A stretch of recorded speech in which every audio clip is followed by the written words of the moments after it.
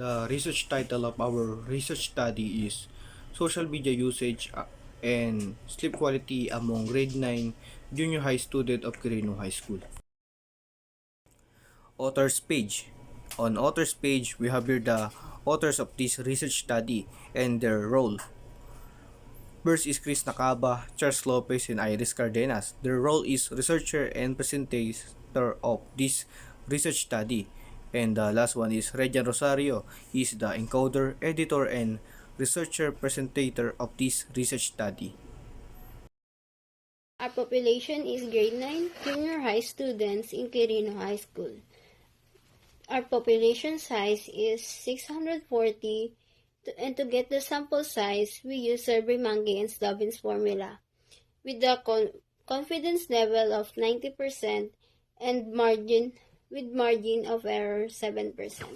Test of normality. The skewness of our variables are moderately low skewed, and that seems to be not normal, and our cortices has leptocortic and tachycortic and seems also not normal.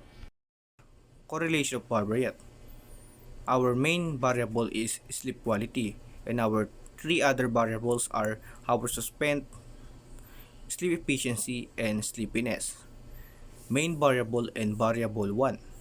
Correlation coefficient is negative 0.120922612, and correlation coefficient of main variable and variable 2 is 0.324830703, and correlation of coefficient of main variable and variable 3 is negative 0.35096696673.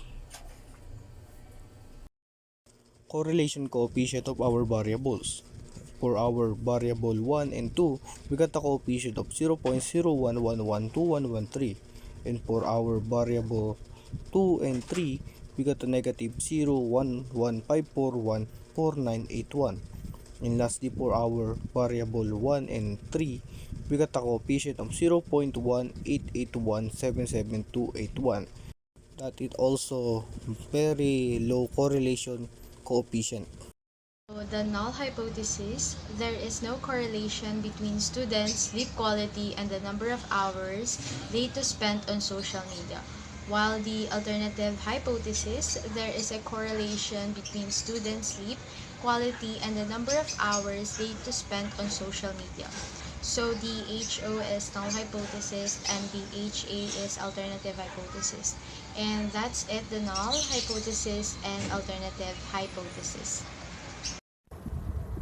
So, as for our hypothesis testing, our variables are sleep quality and sleep efficiency. Our correlation coefficient is 0.3248300703. Our P is 0.00078576. And our interpretation is a very low correlation. So, it leads to our decision to reject our null hypothesis. In conclusion, there is a correlation between student sleep quality and the sleep efficiency of students. Since the computed R is greater than 0 but less than 0.25, the data suggests that there is a very low correlation between the variables. We reject the null hypothesis given that the results for p-value is significant at p less than 0.05 predetermined threshold. In conclusion, the data reveals that there is a very low positive correlation between student sleep quality and their sleep efficiency on bedtime sleep in Quirino High School.